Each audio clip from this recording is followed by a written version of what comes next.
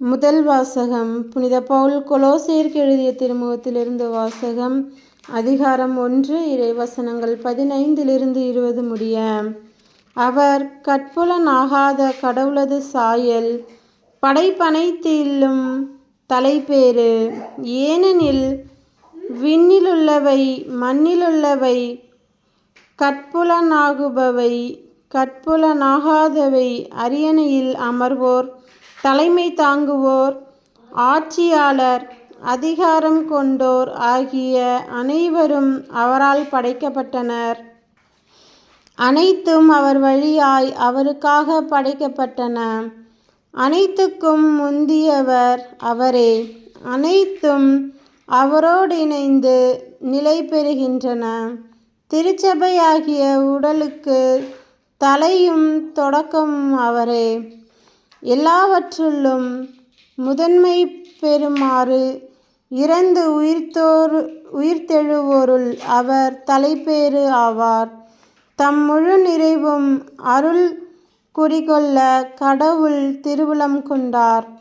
சிலுவையில் இயேசு சிந்திய இரத்தத்தால் அமைதியை நிலைநாட்டவும், விண்ணிலுள்ளவை மண்ணிலுள்ளவை அனைத்தையும் அவர் வழி தம்மோடு ஒப்புரவாக்கவும் கடவுள் திருவுளம் கொண்டார்.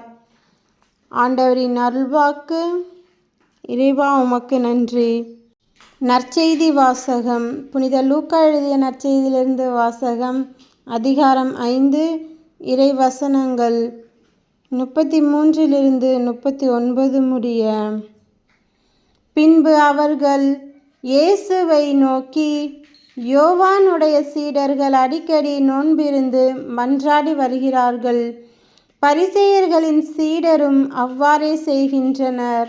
உம்முடைய சீடரோ உண்பதும் குடிப்பதுமாக இருக்கின்றனரே என்றார்கள். இயேசு அவர்களை நோக்கி, மணமகன் மணவிருந்தினர்களோடு இருக்கும் வரை அவர்களை நோன்பு இருக்கச் செய்யலாமா? ஆனால் மணமகன் அவர்களை விட்டு பிரிய வேண்டிய காலம் வரும். அப்போது அவர்களும் நோன்பு இருப்பார்கள் என்றார். அவர் அவர்களுக்கு ஓர் உவமையும் கூறினார்.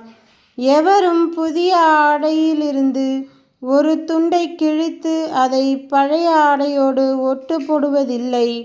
அவ்வாறு ஒட்டு போட்டால் புதிய ஆடையும் கிழியும், புதிய துண்டும் பழையதோடு பொருந்தாது.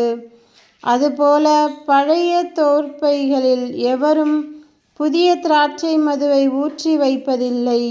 ஊற்றி வைத்தால் புதிய மது தோற்பைகளை வெடிக்கச் செய்யும். மதுவும் சிந்தி போகும், தோற்பைகளும் பாழாகும். புதிய மதுவை புதிய தோற்பைகளில்தான் ஊற்றி வைக்க வேண்டும். பழைய திராட்சை மதுவை குடித்தவர் எவரும் புதியதை விரும்ப மாட்டார், ஏனெனில் பழையதே நல்லது என்பது அவர் கருத்து. கிறிஸ்துவின் நற்செய்தி. கிறிஸ்துவே உமக்கு புகழ்.